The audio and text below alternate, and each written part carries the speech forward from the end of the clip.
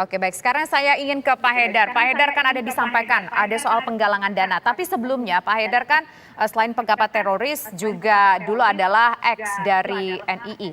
Nah, apakah sebelumnya atau Pak Haidar selama menjadi bagian dari NII itu pernah mendengar ada kaitan antara Al Zaitun ataupun Panji Gumilang dengan NII, Pak Haidar? Iya, memang itu memang program dari tahun 9 NI Al Zaitun ya. Jadi Al Zaitun itu hanyalah sebuah outlet saja dari gerakan NI tahun 9 yang lebih masif ya, yang jumlah umatnya cukup banyak dan kemudian umatnya itulah yang mengumpulkan uang dalam bentuk kiror, idihor, kemudian infak, zakat dan sebagainya, itu untuk membangun Al Zaitun. Jadi Al Zaitun itu dibangun dari kekuatan umat yang ada di berbagai teritorial atau daerah dari dari berbagai kabupaten ya. Ada kurang lebih 500 kabupaten. Jadi untuk mengirimkan dana-dana umat dari berbagai kabupaten itulah mereka mentransmisikannya itu lewat rekening bank. Jadi sebenarnya di sini PPATK pasti akan menggunakan banyak rekening yang jumlahnya mungkin bukan hanya sekitar 250-an, tapi lebih daripada itu. Karena untuk mengkoordinasikan pengumpulan akumulasi dana-dana tersebut itu dibutuhkan proses transmisi atau transfer uang yang cepat, dan itu adalah lembaga keuangan. Dan lembaga keuangan itu akan mengeluarkan rekening untuk memproses perpindahan keuangan tersebut. Jadi ini sangat terkait memang, bukan hanya sangat terkait, tapi memang ini adalah salah satu program dari negara Islam Indonesia KW9 yang sebenarnya adalah NII yang palsu ini yang kemudian mendapatkan proteksi yang sangat masif, yang sangat luar biasa dari pihak intelijen, oknum intelijen bukan lembaganya. Dan mereka inilah yang kemudian mengambil banyak manfaat juga dari dana-dana yang terkumpul dari berbagai daerah, dari umat-umat di berbagai daerah, di berbagai kabupaten. Pak Al-Haidar. Kurang lebih 400 kabupaten. Pak Al-Haidar, sebagai mantan orang dalam, kami ingin tahu latar belakang umat ini, para donatur siapa saja, dan kisaran jumlah dari hasil penggalangan dana. Sepengetahuan Bapak berapa, Pak? Iya, jumlah umatnya sangat banyak ya.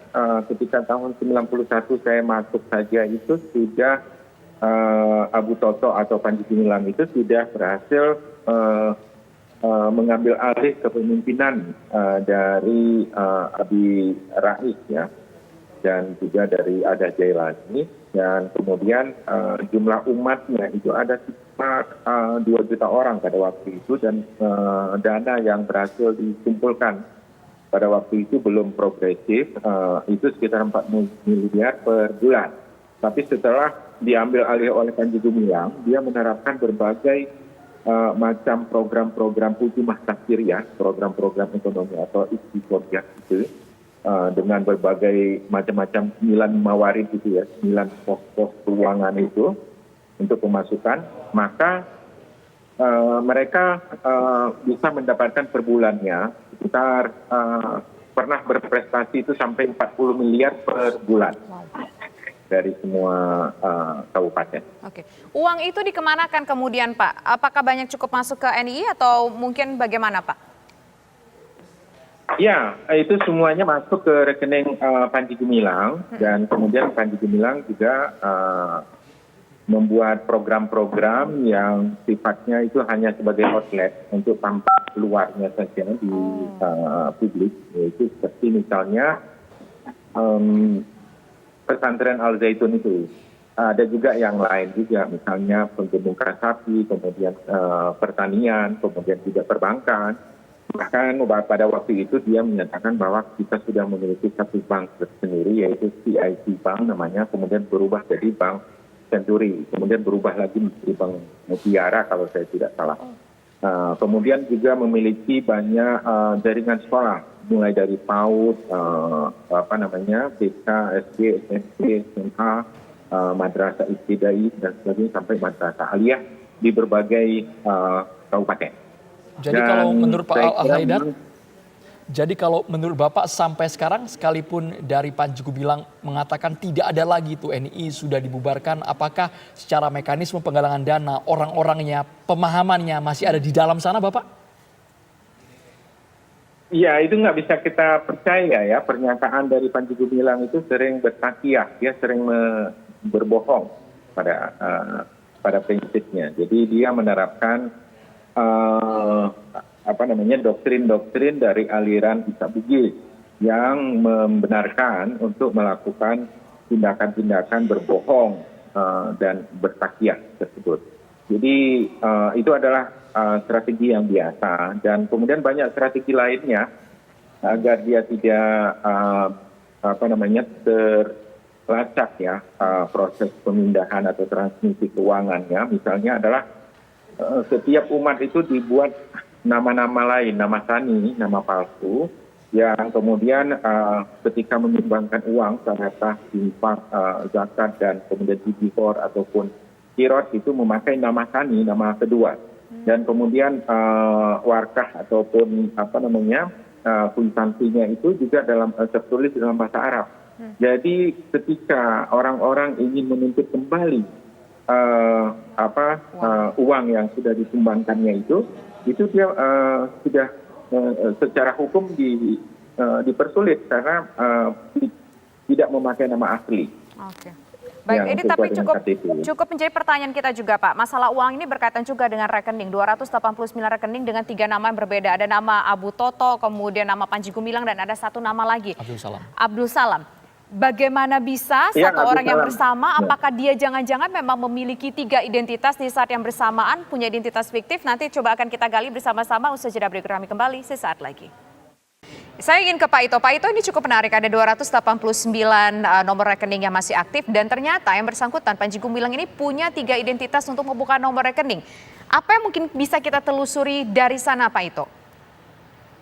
Baik, Mbak Tisa, sepengetahuan saya, seseorang yang mengaburkan identitasnya dan juga mengaburkan kegiatan-kegiatan dalam organisasinya, itu masuk dalam kelompok gerakan bawah tanah atau clandestine.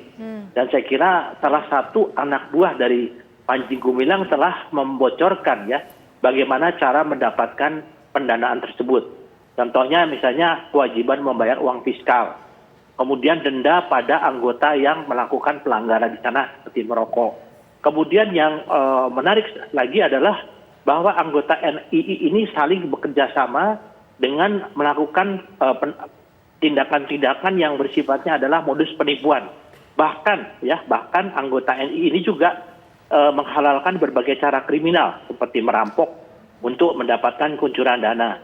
Kemudian juga anggota tersebut mengaku bahwa contohnya dalam peringatan 1 Muharram tahun 2008 itu Panji Gumilang bisa mendapatkan uang sebesar 4 miliar dalam 1 jam yang diperoleh dari anggota NII yang hadir, yang datang dan diminta untuk melempar jumroh. Nah ini kan kalau kita lihat daripada kelompok teroris yang pernah kita bongkar pada saat di Medan dulu, itu kan mereka mendapatkan pendanaannya dari merampok ya. Saya kira ini akan sudah masuk dalam pendalaman.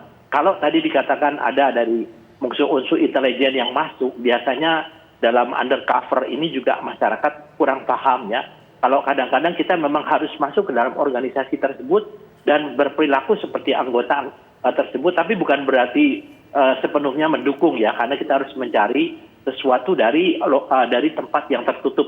Kalau kelompok gerakan bawah tanah ini, saya kira mereka sangat tertutup dan sulit dimasuki dari luar, sehingga memerlukan teknik-teknik intelijen, yaitu dalam bentuk undercover ya, untuk bisa masuk ke dalam. Saya kira itu yang mungkin